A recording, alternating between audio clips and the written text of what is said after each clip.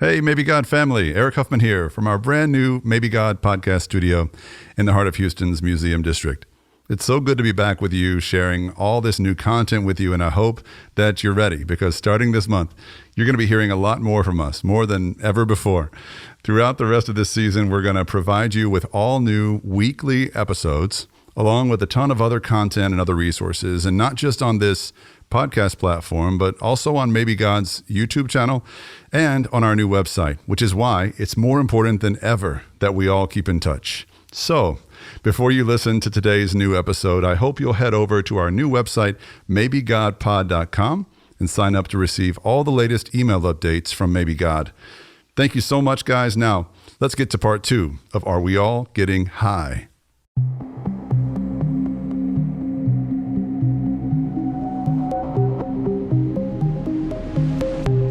In part 1 of this episode, Russell Dixon was well on his way to realizing his childhood dream of becoming a Major League Baseball player for his hometown team, the Houston Astros. I just had the workout of my life. I threw like 92 from the outfield, and then they give you like 20 swings, and I hit like probably 8 balls out, and like 3 of them were in the upper deck, and they were like, okay, we'll take you. But the pressure of becoming a professional athlete led to an addiction that nearly cost him his life. I thought, I'm prescribed to this. I was never like going and snorting coke or smoking weed or anything like that, because those were like... You get this at the pharmacy. Right, exactly. It was kind of like my white collar drug. We also heard from one of the world's leading experts on the neuroscience of addiction, who explained exactly what's happening inside the brains of 40 million Americans who are dealing with some form of unhealthy compulsion. If we wait long enough between ingesting intoxicants, our body recovers and, we go back to baseline. But if we don't wait, and we don't have to wait now because TikTok is infinite, then what happens is over time, we eventually end up in this chronic dopamine deficit state, which is the addicted brain. We're essentially titillating ourselves to death. Today, Russell's unexpected path toward healing, and more from Dr. Anna Lemke on how we can all overcome our most persistent and dangerous addictions. Fitting him, I'm indifferent. I believe in God. To the existence of God is not judging them. I don't have proof. I don't know how to pray. They're judging themselves. Where is God in all of this? This is my home. God exists. What does it say about God that he created the organism? I don't pledge allegiance to anything. I don't pray. Only to God. If there was a God, And I thought, I just have this understanding that life is hard. he could never love me after this. God is still good. You're listening to Maybe God. I'm Eric Huffman. At 26 years of age, after 2 lackluster seasons playing minor league baseball, Russell Dixon's dream of becoming a big leaguer was a distant memory, and he found himself in a tailspin of heavy drinking and Adderall abuse. Hoping to stay connected to the game that he loved, he took a job coaching baseball at a small university in Abilene, Texas. For this episode, Russell sat down with his parents in our Maybe God studio. Mom and Dad, thanks for taking the time to talk today. Sure. Glad to be here. Yeah. To relive some of the darkest days of his addictions in hopes of helping other families heal. As you may remember from part 1, Russell's dad, David, has been a pastor for over 30 years at the Second Baptist Church of Houston, Texas, one of the largest churches in the country. Russell's mom, Kristen, has always been one of his biggest fans, both on and off the baseball field. So what was it like watching me go from professional athlete to full-blown addict alcoholic in a very short period of time? Well, it was awful. As a parent, you'd rather have anything happen to you than to see your child suffer and go through something like that. And I had so many sleepless nights and tearful nights and knowing something wasn't right. And also, going back through my life thinking, with raising you, where did we go wrong with this? How did this happen? As a parent, you always blame yourself. By December of 2011, my family started to realize he's a mess. Really? I mean, it was... Did they talk to you? Yeah. I mean, I had probably 3 or 4 interventions from family friends. Some pre-K buddies, Alex, Jonathan, and David. Okay. They sat me down on the cafe at Jane's Grill, and they were like, hey, we're worried about you. And What were they seeing that worried them? I mean, how much I was drinking, how much I was outpacing them. They saw you drinking heavily. Heavily. And at weird hours, like at lunchtime, going and grabbing a beer, and they're like, this is not normal. And they didn't know you were having to come down from the Adderall. Right. I mean, it's, you're drinking 10, 12 beers a night. And then the scary thing is not acting drunk because of, the Adderall has this weird sobering effect, but you're also feeling the buzz from both the Adderall and the alcohol. And so they had an intervention with me and like, hey, hey, we're worried about you. And just to give you a full picture, I mean, I was ripping beers in the car on the way to the intervention. I don't think you're supposed to do that. No, definitely not. But I couldn't admit that I had a problem. I mean, I basically told them, hey, I appreciate y'all sharing this, but I'll let you know when I have a problem. Yeah. And they're like, this is why we're here. This is really not normal. And so, isn't that the craziest thing though? Like looking back, knowing that you actually said those things, that drinking, a couple beers on the way to an intervention in your car, in my car, it's not a problem. In the parking lot of a Baptist church that I grew up at. It just keeps coming. Yes. So it took several conversations. Had another family friend that was a recovered cocaine addict. And when he saw me at my sister's wedding, he just knew, because they say addicts, they just know. Yeah. And so he just saw a look in my eye and he just said, something's not right. And so he took me to lunch a couple weeks later and said, if you don't get help, you're going to die. And I mean, he was right, but I tried to, I was like, and I said, well, what do you think I should do? So I started to kind of admit, I realized this isn't normal, but I didn't want to do whatever it took to get better. And he was basically saying, you need to go to rehab. And that's when I started playing the whole, well, I mean, I'm a college coach and, I'm doing this Bible study it was a very duplicitous life. Yeah. I was doing a Bible study for these guys and then going out and getting ripped at night. And, I was like, I'm my dad's kid. Like, I can't go to rehab. He'll never live that down. And he was trying to say, no, I've talked to him and he wants you to get better. And I just kept dodging it. You mentioned it, like your sister's wedding. Yeah. What happened there? I was loaded on Adderall, probably had taken 10 or 12, and then had a pocket flask and was just burning that all night. And this was one of those, because she's a Baptist preacher's daughter, there was no alcohol at the wedding. And so, in your mind, that's like a crime. Yeah, totally. It's like, who doesn't have alcohol at a wedding? Totally. And I'm like, we have alcoholism in our family history. And 3 out of my 4 grandparents all battled it. And that was part of why my parents always encouraged us to stay away from it. But when you're a kid in their home, you think, oh, because it's Satan's juice, and because we're Baptists and because it looks bad. But that really, in hindsight, wasn't the heart behind their message. It was like, hey, we don't want you to become what we've seen in our family. Right. And so I go back to Abilene, and I had kind of one of those 2 or 3 day benders in January where I ended up having this crazy, vivid, like dream hallucination that I was driving and I was under the influence and we got in a wreck and my sister died. And I like wake up screaming. I call my dad, and he knows by this point, like, something is really wrong with Russell. This is Russell's dad, David.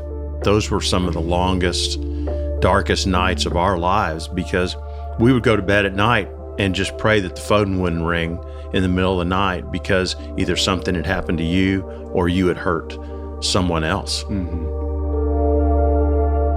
And so at this point I go, okay, I realize something's not right.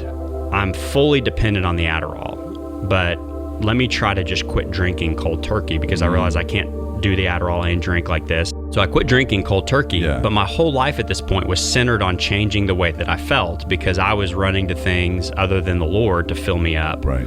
And so instead, just to counterbalance it, I'm taking more Adderall. So I start taking even more than I already was. How much more? I mean, at least 5 or 10 more a day. I mean, to the point where, flash forward to March of 2012, and this is kind of when things hit rock bottom. My coach that I was working for in Hardin-Simmons sent me to Houston to do a recruiting trip. And the doctor, I went and doctor shopped and got a 3-month prescription. So 180, 30 milligram. They do that? They used to, not anymore. Wow. Probably because of crazy people like me. Yeah. I never would say I wanted to kill myself, but I was miserable. And I would take 4 or 5 at a time. And over a 3 or 4 day period, I think I ended up taking like 70, 75 Adderall in like 3 or 4 days. Jeez Louise. I mean, most doctors said I should have gone into cardiac arrest. I didn't sleep a wink. By this point, I'm incoherent. I no-showed for a couple of the games I was supposed to go to. My phone's off the grid. Parents are trying to get a hold of me because I was staying at their house, but they were on a trip to see one of my sisters. And it just, I mean, the epitome of strung out.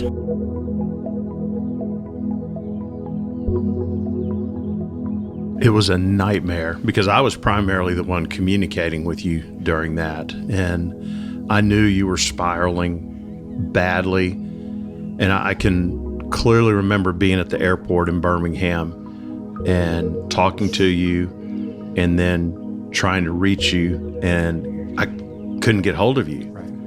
And at that same time, when we were flying, we knew that one of your sisters was driving to Houston, and we landed, started trying to call you and couldn't reach you. And I thought, he's overdosed. Mm-hmm.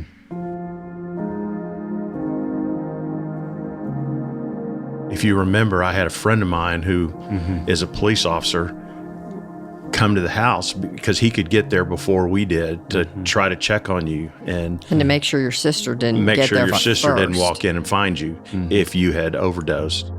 During that period, my phone goes off the grid. Were you convinced he's probably dead? Yes. Yeah.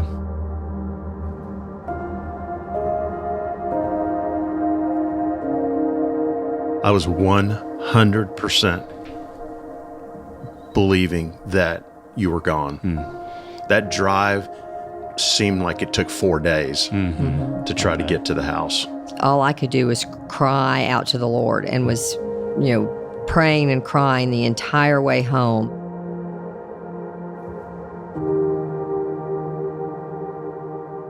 So you discover, by the grace of God, I am alive, which, is a total miracle. I mean, to take 75 Adderall in 3 or 4 days. And the scariest thing is that I had 180 in that bottle. So thank God I had become so delusional that I just kind of lost interest. I vaguely remember the conversation in the kitchen. I remember just being in a place where I was so sick and tired of being sick and tired, as they say. If y'all had said, hey, Russell, the solution to this is picking up the world's dog poop for forever, I would have done it. But what did that conversation in the kitchen really look like? So you were so messed up. And we started talking to you of things have to change now. This cannot go on one more day. It was a combination of us saying, hey, we're at the end of our rope. Right. And you saying, I'm at the end of my own rope. Right. I remember telling you, Russell, your dad and I, we love you and we will do anything for you, but we cannot support you in decisions that are leading to death. And as hard as it's going to be for us, we cannot allow you to stay in our house. We can't, do things to help you unless you get help and you help yourself, because you're making decisions that are going to lead to death. And we can't do that. And this is where I credit your mom. She had a group of moms who had walked a common path together, and they were all praying for you and praying for your heart and praying for that turn that you would want help before something really, really dramatic happened. First of all, I give God the credit for really kind of piercing through the fog that you were experiencing. And because you could have easily said to Mom and I that night, I'm not going. Right. I'm walking out of here. Right. And there's nothing that we could have done to stop you. But somewhere the Holy Spirit planted a seed of clarity in your mind, and you knew that it was time. Russell now says that night was the moment that he realized that if he continued taking Adderall, he was going to end up either dead or in jail. He'd also always dreamed of having a family of his own one day, and he was aware that unless he got clean, that was never going to happen. So that same night, his parents packed him a bag and drove him to the Bay Area Recovery Center in Dickinson, Texas, where they checked him into a 90-day residential treatment program. When I checked into rehab, they said I slept for like 3 or 4 days straight. Yeah. I hadn't eaten, and what's the come down like? I mean, it was crazy, and I woke up and felt like I'd been hit by a Mack truck. I mean, just you wake up and you're like, what in the world have I done? And, I'm at the point now where my dad has to call the college coach that I'm working for and say, Russell just checked into rehab and he can't come back and finish the season. Yeah. And so, I mean, it was the ultimate moment of humility where you're just lower than low, and you're shamed, and you're around a bunch of other people that their drug of choice was maybe a little bit different, but all in the same place. But I'm so thankful that I had been so humbled in that process. You know, there's a line in the 12 steps. I believe it's in the first step where it says, had become powerless over alcohol. And that part I was never really able to admit because I'm an athlete. I'm not powerless over anything. Right. Yeah. But the thing that struck me, there's a line that says, and our lives had become unmanageable. Yeah. And that hit me like a ton of bricks because I had a mountain of trash in the back of my truck. Like, what kind of savage does that? And so I knew in the depths of my soul that even though my drug of choice was different than some of these guys that are heroin addicts or whatever, I knew I was one of them. And well, there's nothing more dangerous when you're addicted or when you're a mess to have someone who's a little messier to look down on. Totally. Because then you can feel like you're normal. Totally. By comparison. Totally. Well, I'm not as bad as him. Right. So. And we take a lot of false assurance from that. Totally. Step 1. We admitted we were powerless over drugs and alcohol, that our lives had become unmanageable. Step 2. We came to believe that a power greater than ourselves could restore us to sanity. Step 3. We made a decision to turn our will and our lives over to the care of God as we understood Him. The 12 steps to recovery were first outlined by Bill Wilson, the co-founder of Alcoholics Anonymous, way back in 1938. Although Wilson himself never identified as a Christian, he was profoundly inspired by a friend of his who relied on the Christian faith to get sober. That friend's incredible journey helped Bill to see that surrendering to a higher power was an essential step toward recovery. You start to see Scripture come to life through the principles, the confession, the repentance, the honesty. Right. And it gives you a daily program to make all of the stuff that I had learned growing up just a lot more simple. So I would say it propelled my faith even more, but it also made it super, super simple. Like, hey, this is what you do every day. Man, I've never had any substance issues, thank God, because I've not always had the highest character in my life, and I've always been prone to impulsivity, which is why I say thank God about the substance stuff, because if I was wired to be susceptible in that way, I would have been. But I did consume a lot of pornography and things like that early on in life. And what's interesting is discovering the big book was, and that's the 12-step book for anyone who's unfamiliar, was a revelation to me, because even though my faith was non-existent really in terms of Christianity at that time, I did find core truths just on those pages of that inspired text. Totally. That although it was written about alcoholism, right, it was my book. Yeah. My story. Totally. Because even with porn, it worked the same way. Totally. And that was, addiction has various tentacles. That was certainly something I battled as well. And it was the craziest thing about it is when I surrendered and started working the steps, it was like God set me free from all of it. Yeah. But it was not all at once. It was as I worked the steps, as I had a very, very honest step 4 of fearless and searching moral inventory, where I really, at Bay Area, they tell you to write everything down. Yeah. Where were you selfish? Where were you dishonest? Where were you fearful? Where were you resentful?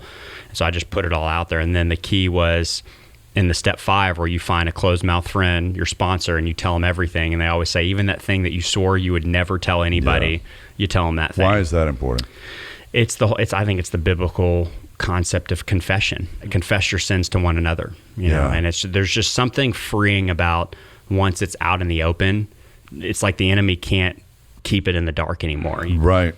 So as you went through that time, what did you learn, especially about your own story and baseball and all of that, and how it mixed into the issue of addiction? You know, I realized just how big of a idol and a God I had made that in my life. You know, just how much I found self-worth in that. So I learned a lot about that, and then I learned a lot about humility. And more than I realized, even though in the grand scheme I really wasn't that good, because if I was, there's some truth in the fact that I'd still be playing. I would never openly profess this, but inside I thought I was the man. Thought I was God's gift to whatever. And so that was something beautiful about the program, is they teach you to die to yourself. addicts have this term where when you work the steps, it's like you have this golf ball that is your obsession with drugs and alcohol. And when you really work the steps and not just get sober, but get free, it's almost like that you wake up one day and that golf ball is just not there. Really? And it just, I can't explain it, but it's like I woke up one day and I just saw the world differently. Was that day in rehab? It was really as I started to make amends to people. Because it says in step 8, it says, made a list of the persons we had harmed and became willing to make direct amends to them all, except when to do so would harm them or harm others.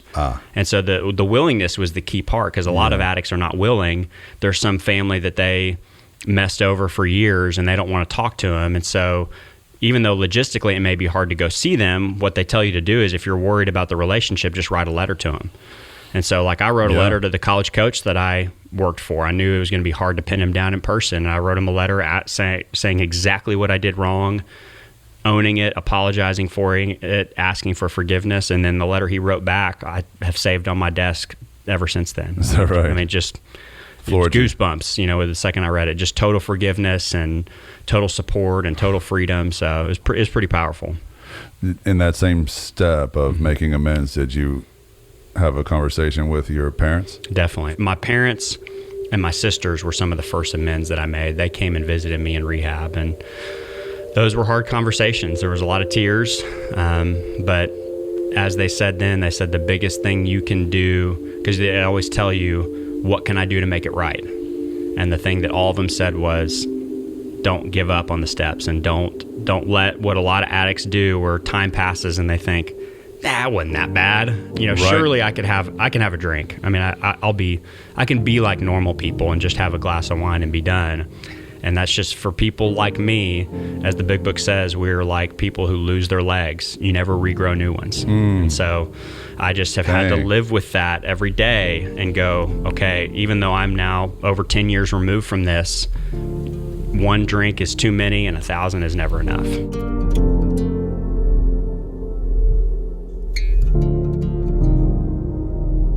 After his time in rehab, Russell headed back home to Houston. He started working for a family friend who owned a janitorial company. He also returned to his home church, Second Baptist, and was surprised when he and his parents were met with grace instead of judgment. I don't think either one of us ever really felt the shame, because I think we were so confident once you got there that God was going to begin to write a brand new story. And I can remember 72 hours, 96 hours into the 6th and 7th day when you began to get some clarity and your head was cleared and you'd gone through all the withdrawals. And I remember the first time I talked to you, it was the first time that I had talked to the Russell that I knew growing up in a long time. And you made some choices during that time period. A lot of folks bounce in and out of rehab after 30 days or 60 days, but you made the choice to stay there. And I'll never forget what you said to me. Dad, I'm staying as long as I need to stay, because I'm never coming back. What advice would you have for parents or loved ones that are walking through a season of addiction? My biggest advice would be, don't do it by yourself. It's too much to bear by yourself. This prayer group I was in was just a lifeline for me. Not only because it was a place designated to share these kinds of things, but because each one of them had walked this path and were still walking. Some of them had sons a little bit farther down the road than you, in terms of rehab and recovery. It was one of the most meaningful groups of people that I have ever been a part of. To this day, when I see one of them, I just feel a connection because we walked through all this together. The fellowship of believers who will just take your arms and help you stand when you can't stand on your own.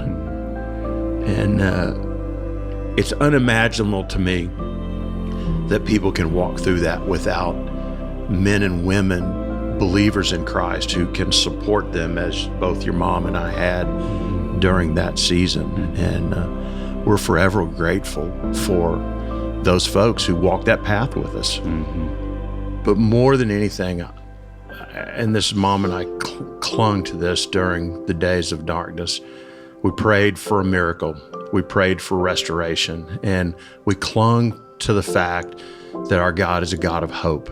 He's a God of miracles. He's a God of transformation. And we knew that if that would ever break through to you, that you could be set free from the addiction and then begin the path that we always thought that God would have for you, and never give up.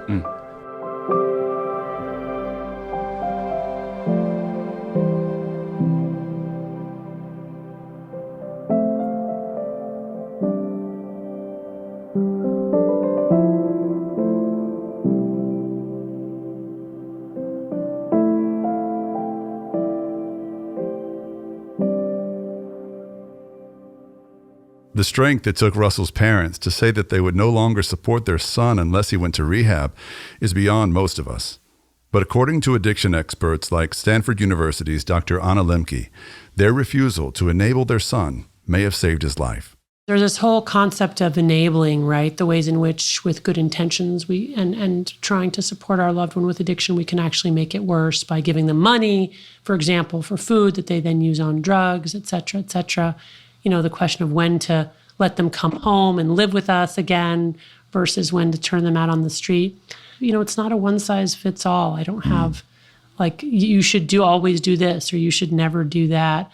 A lot of times it's only in retrospect that people are able to see, well, this action was enabling, but this action actually saved my loved one's life. Right. So it's really tough. I think, you know, getting support through organizations for family members or loved ones of people with addiction can be really helpful. Yeah. What are maybe some of the common mistakes you see people making when they are, you know, trying to love someone through recovery or through their addiction toward recovery? I think a common mistake is anger and rage and letting that spill over. First of all, let me say people are totally justified in feeling rage and anger, especially at the betrayal piece. The lying is what really erodes trust in families. Yeah. I think, you know, clarifying that is something that people can do, like communicating to a loved one. I just want you to tell me the truth. You know, I'm more upset about the lies typically than I am about the using. So if we are going to have a relationship, let's have it founded on trust.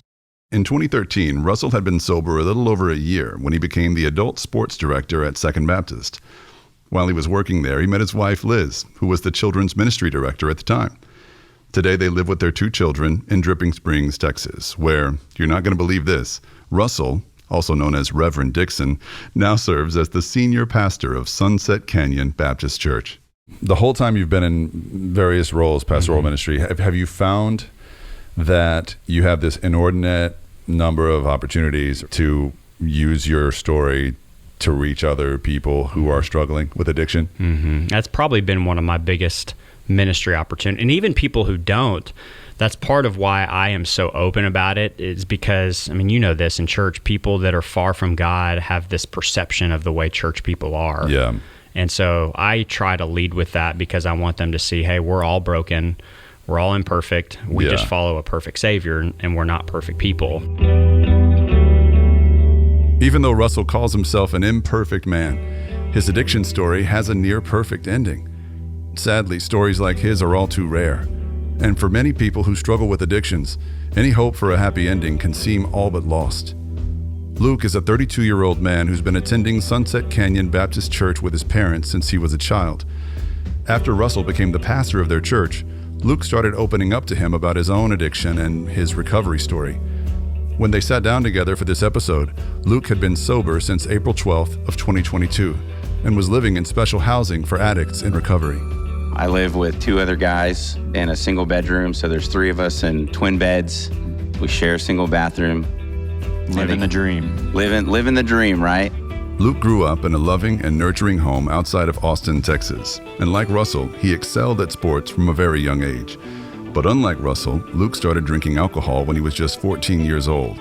And by the time he was in high school, he was smoking pot in the parking lot every morning before basketball practice.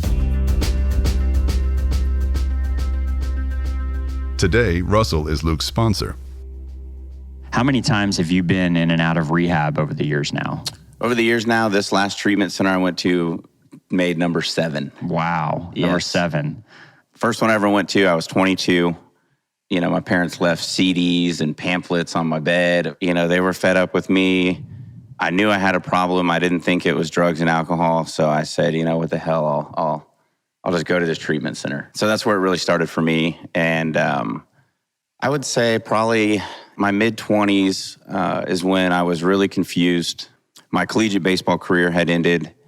And I just remember having a lot of guilt, a lot of shame, a lot of anger towards God. It was, you know, at the beginning, it was a pity party. Why me? Why not the band nerd? Why not this less fortunate kid, right? And that, you know, that shows my selfishness as we're speaking, but that was my mindset, you know, why me? So I went through that period of a lot of shame and guilt and just not wanting to be alive. I would pray that God would take me in my sleep. I would pray that, you know, an 18-wheeler would hit me head on. You know, these were kind of the thoughts in the beginning. And then I did have a pretty dark moment.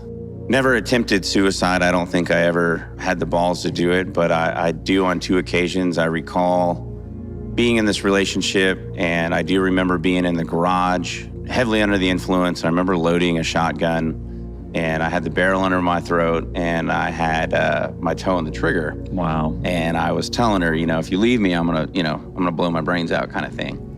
I know it was a cry for help, desperation for sure. Wow. You know, and I also had put the gun to her head as well. And with it loaded or with unloaded? It yeah. But I just don't. I hope she doesn't remember that, you know, but I do. You know, but this is just, you know, where the disease had taken me mentally. It's an interesting job being a psychiatrist. You listen to lots of stories over many years. I'm sure as a pastor it's similar. And after a while, you develop kind of a sense of what healing stories sound like and what sort of not healing stories sound like. And one of the recurring themes that I became aware of over time was that healing stories are stories in which people are able to talk about their character defects and what they contributed to a problem. And one of the things that's so interesting to me as people go from being in their addiction to getting into recovery is how the story changes. And the story goes from being a story about how everybody else is at fault and I didn't do anything wrong, or, you know, this deep, like, kind of obsessional resentments toward others, whether it's a spouse or a boss or a parent or a child. And then it shifts in a really fascinating way toward, well, yes, this happened and it hurt me, but here are all the things that I do that hurt other people. And I see that as part of what I call radical honesty, which is another thing I've learned from people in recovery, which, you know, people tell me like they just can't lie. If they lie, they're going to relapse. And that's interesting because it's not just not lying about their drug use, right? Yeah. It's like they can't lie about anything. Once they start down that road of like hedging the truth, especially around ways that they've been selfish or otherwise looking out for number one. Manipulative. Which we all do, by the way. Sure. I mean, the average adult tells 1 to 2 lies per day. But people in recovery from severe addictions, they realize I cannot be doing that. Once I'm doing that, I'm basically re-entering that double life where I've got my real experience, right? Both subjective and objective, what really happened inside and outside. And then the story that I'm telling about it, which is, if I'm not telling the truth, like, can be very, very far from reality in a very short amount of time. Step 5, we admitted to God, to ourselves, and to another human being the exact nature of our wrongs. Step 6, we were entirely ready to have God remove all these defects of character. Step 7, we humbly asked God to remove our shortcomings. When Luke was 25 years old, he experienced the longest period of sobriety in his adult life so far. He attributes his recovery to an amazing sponsor who helped him work through all 12 steps, which included confronting the truth about his own story, especially how his addiction led him to lie to and manipulate and even physically harm the people he loved most. Unfortunately, after fighting the good fight for 34 months, Luke relapsed. I fell victim to the belief that, I was cured, after some time. And I went out on my birthday, actually, and it was just a casual dinner at a nice place. And I decided to have a beer with my chicken fried steak. And because it had been long enough. Sure. That, Yeah, I said, yeah, why not? I haven't had a problem. I don't understand why one you beer. could have just one beer, right? Exactly. So I did that. And the girl that I was with, she knew I was in recovery. I had met her sober, and so she had never seen me drunk or anything like that. So the first couple of times drinking together was fun until the nasty monster finally caught back up with me again. Wow.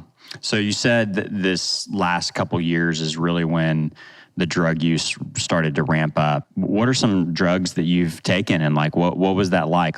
At my apartment complex upstairs, a gentleman moved in. And he was straight out of the penitentiary, which I come to find because we were drinking and I was helping him move in. And he had a lot of connections to a bunch of drugs.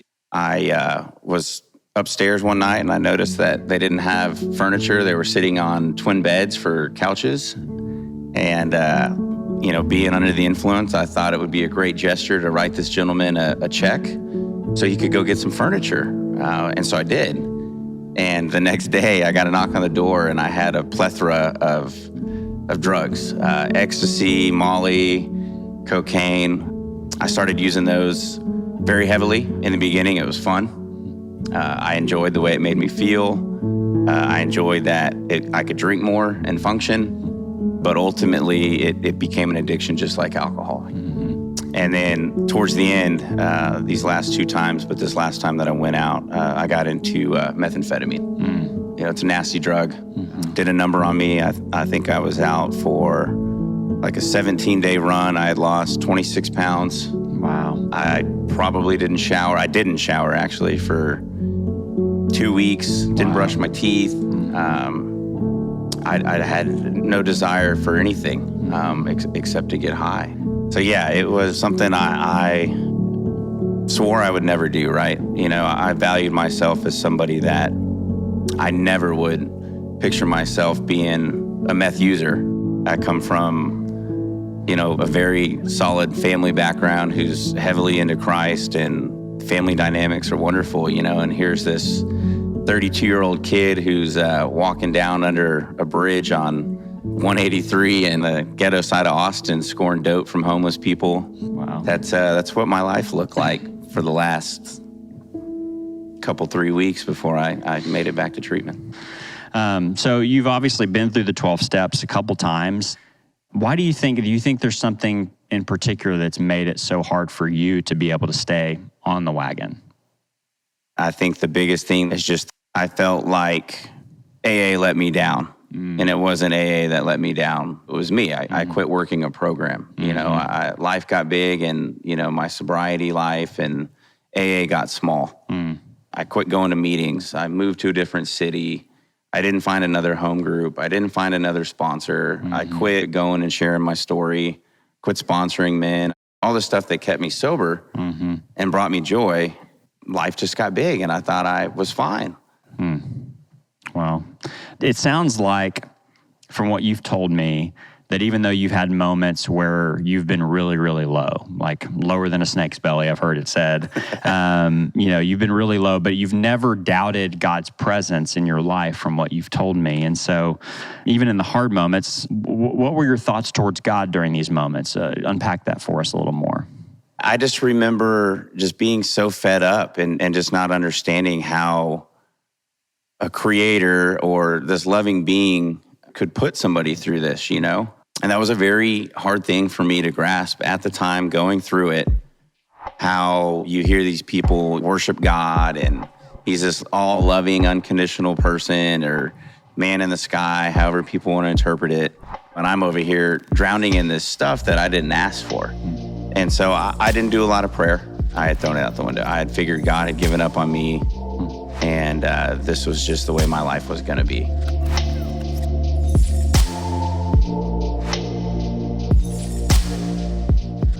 So at this point in the episode, you might be feeling pretty good about yourself.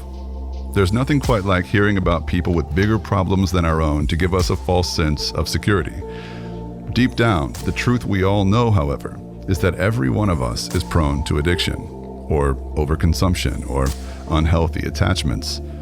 Maybe you're not shooting illicit drugs into your veins, but who among us doesn't fall prey every day to the impulse to escape reality, even if it's just by way of one extra glass of wine, or an iPhone we never put down, or another hour wasted on TikTok? Remember, Dr. Lemke didn't say that addiction is always about drugs and alcohol. She said it is the continued, compulsive use of any substance or behavior, despite the fact that it's harming us or those around us. If we're all addicts in one way or another, perhaps we should listen to Dr. Lemke's advice about how to get clean. What we really need to do, and this is the news that nobody wants to hear, we need to actually tolerate the distress of abstinence long enough for the brain to reset itself.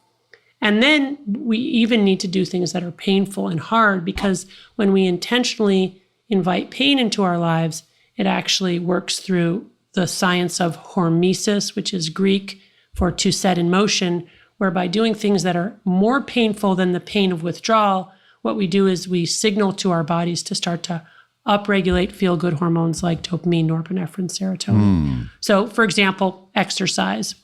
Everybody knows about the runner's high. You pay for your dopamine up front. Not only does dopamine slowly increase in the latter half of exercise, but it remains elevated for hours afterward before coming back down to baseline dopamine levels. You do not go into that dopamine deficit state. So you paid for your dopamine up front.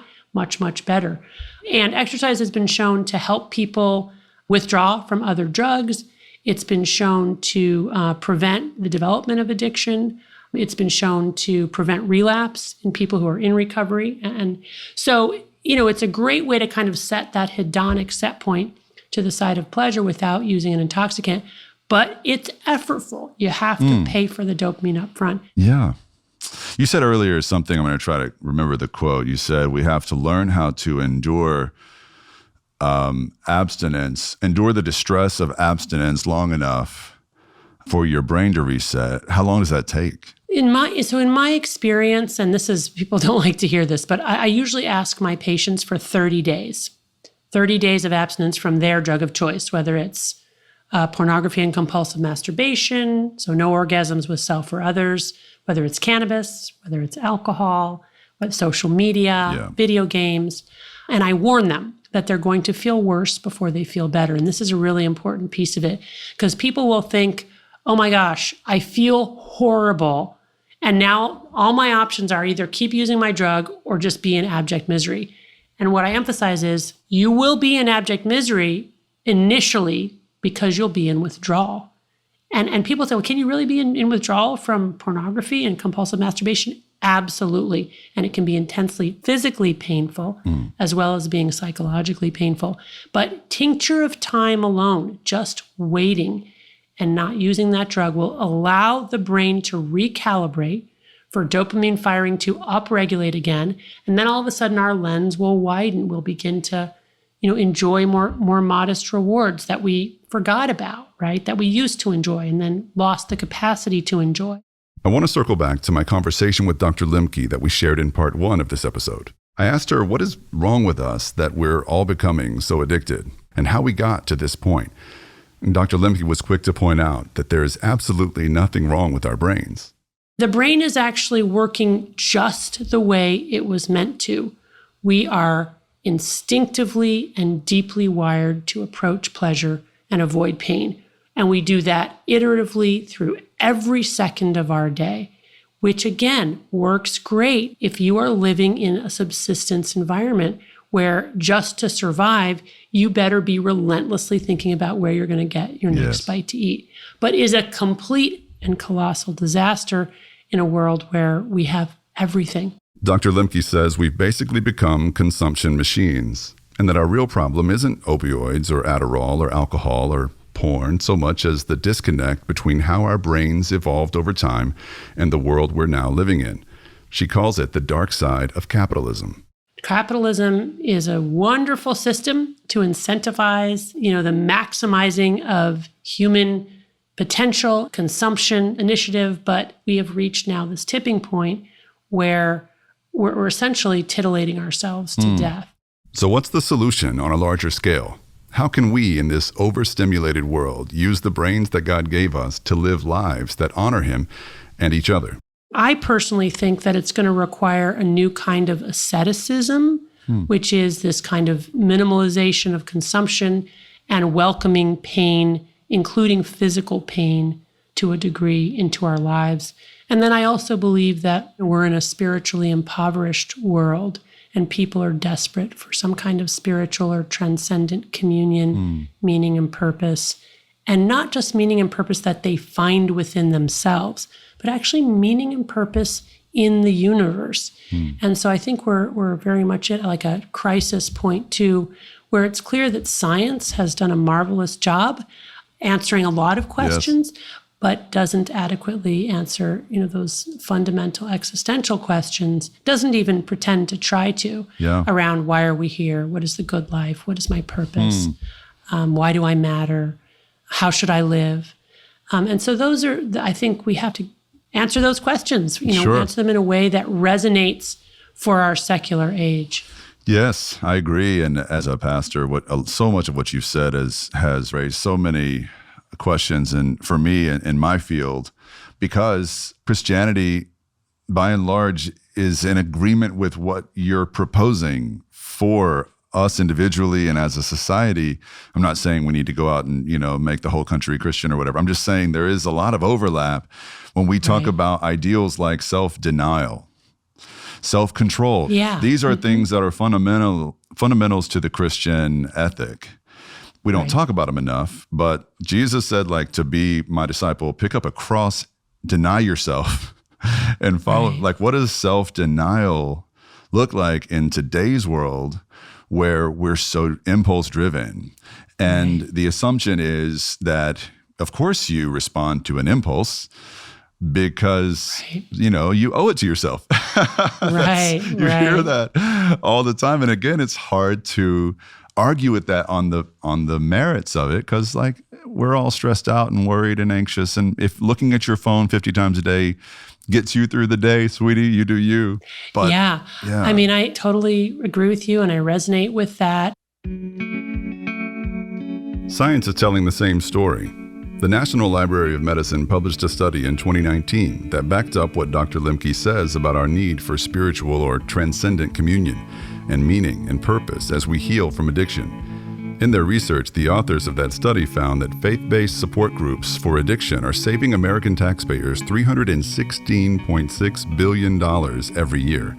They also concluded that, quote, the value of faith-oriented approaches to substance abuse prevention and recovery is indisputable. And by extension, we also conclude that the decline in religious affiliation in the USA is not only a concern for religious organizations, but constitutes a national health concern. End quote. It's remarkable to me how even in this post-religious age when fewer Americans than ever claim to believe in God, prayer continues to be an essential step towards sobriety. According to Bill Wilson and the 12-Step Movement, the act of surrendering your will to God's will through prayer is central to addiction recovery. This is Step 11. We sought through prayer and meditation to improve our conscious contact with God as we understood Him, praying only for knowledge of His will for us and the power to carry that out.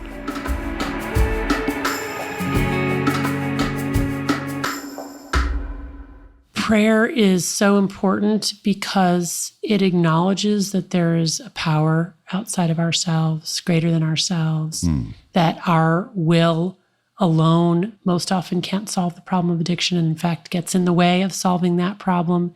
And so acknowledging our own transcendence and recognizing the limits of our own will are just really fundamental to getting into recovery and to asking for help, to receiving help, humbling ourselves enough to receive that help. If I could ask a personal question, do you find it important to pray? Or I do. Yeah. I'm always asking for help multiple times through the day. It waxes and wanes. what I find interesting, this waxing and waning in terms of the experience of being close to God or being able to feel the presence of God. But in my darkest, lowest moments, I mean, those are things that have just been, just giving it over, surrender has been just fundamental to my own recovery from difficult life experiences. Sure. I would say as a pastor, if I'm talking to someone I know to be a Christian and they're telling me I don't feel it when I pray anymore, I would tend to say, well, when you pray and it doesn't feel like it once did, keep praying, maybe listen instead of speak or do something different. But because I think that is actually our way of saying, hey, you're not supposed to feel it every time. Like you're not supposed to reach the mountaintop every time you pray. Sometimes it sounds like nothing. Sometimes it hurts to pray. It's like you're always... that's very good. That's a very good message. And I agree with you 100%. Like it can't be like a gumball machine. Like I put in my quarter and I get my gumball every time. And if I stop getting my gumball, I'm not going to be putting my quarter. Right. I think the key there is that the gumball will come, but it may come months or years later, right? But if you don't do the practice, you're not even going to know that the gumball came down because you're not showing up anymore to the machine.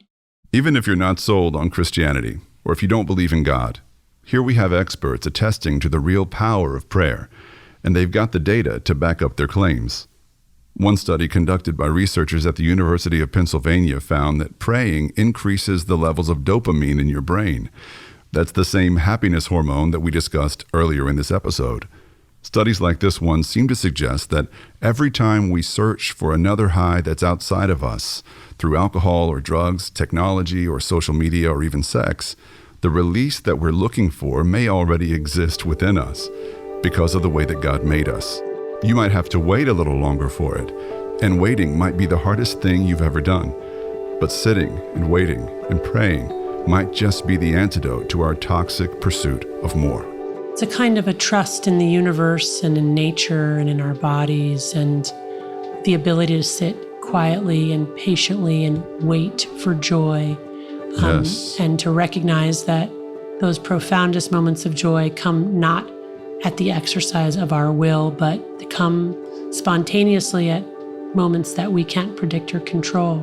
And that there's an amazing beauty to that, right? On any given day, we don't know what's going to happen. And that's, in a way, that's the vitality of the universe and life. We think we want to control everything, but in fact, if we did control everything, like life would completely be uninteresting and it wouldn't be life. Yeah.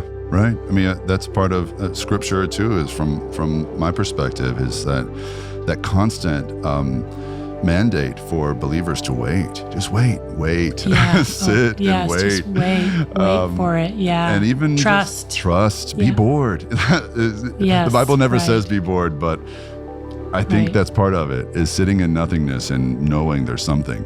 And and suffer. Yeah. And sit there with your pain and know that you're not alone, and that there's not something wrong with you, that's the nature of being human, that we suffer deeply and that life is hard. If we're lucky, we have moments of respite, but for the most part, it's hard. And so you have to just have faith that there's a reason and a meaning and a purpose, even if we don't know what that is. Right. Something happened in rehab this last time. You've shared that with me, that something was different. I was in the chapel. It was 10:21 at night, May 4th, I think it was, and I just finished doing my 4-step inventory, and I had just got done writing my resentment list on myself and all the horrible things I had done, and I felt the overwhelming need to get on my knees and to pray. And so I did. And as I was doing it, my whole body started trembling, tears started falling from my eyes, and I just had this overwhelming sense of peace, and I just knew, I kind of just knew that I felt the presence of God in there in that room and within me. And then I had another moment, and this was after I'd done my 5th step. The book suggests that we spend an hour alone with God, going back over what we went over, make sure we didn't leave anything out, make sure we're totally, completely ready to give this over to God. And I went into my 7-step prayer out in the woods. I remember starting to pray, Lord, please just take this from me. And then it turned into a scream, bloody murder, angry cry out of nowhere. I went from anger to instant peace and joy. The sun had broke through the clouds, man, and I had just happened to look up, and I just felt this overwhelming, I'm okay. Just a complete sense of everything's okay. Peace. And that was, these two defining moments that gave me the hope again that God is there and will take care of me if I choose to seek him. Luke is currently working the last step.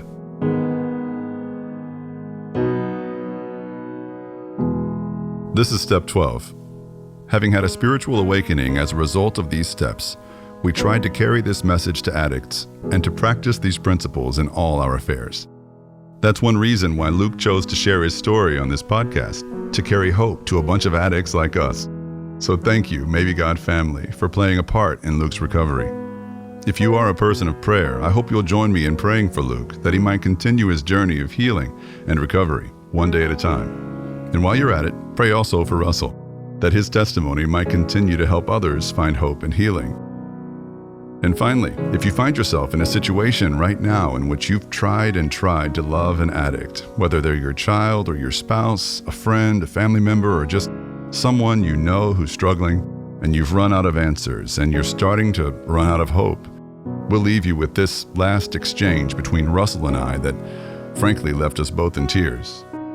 When we talk about how grueling it is to love an addict, it really gives you a window into the heart of God and how it must, I don't know if God has feelings like we have feelings, but Bible talks a lot about, what God endures to love us. Totally.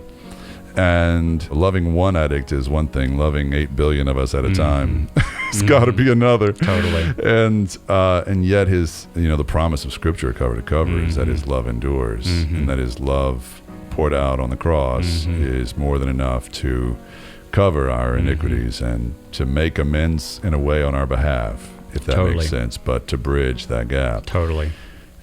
And when you love an addict and you see the pain of that, it really is eye-opening. It is. And about how much God must really be love. Totally. And it's that whole verse in 2 Corinthians, he who knew no sin became sin. So not only did he bear it, but he literally became it for us. And it was almost like he assumed every one of those things for us. Why? So that we could become the righteousness of God. So that he can look at us as pure. He didn't pay our bills in a way that made our life easy. Right. He paid our bill in a way that set us free from shame. That's right. But he still invites us to suffer, which is interesting. And that kind of goes with what you're saying about loving addicts well. Like, we need to invite each other to suffer. Totally. And just to sit with the nothingness when we're coming clean and be willing to have withdrawal symptoms and sit through it. I'm talking about addicts, but I mean all of us. Right. To be able to sit in our sin, understand what Jesus came to do, and even if it hurts, stay faithful another day. That's right.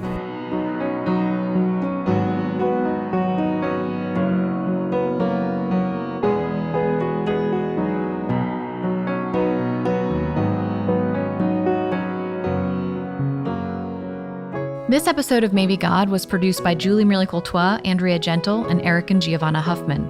Our talented editors are Brittany Holland, Shannon Steffen, and Justin Mayer. And our social media guru is Kat Bruff. For more information about Maybe God and to sign up for exclusive updates and content, head to maybegodpod.com today. And don't forget to follow and engage with us on Facebook, Instagram, and YouTube. Thanks for listening, everyone.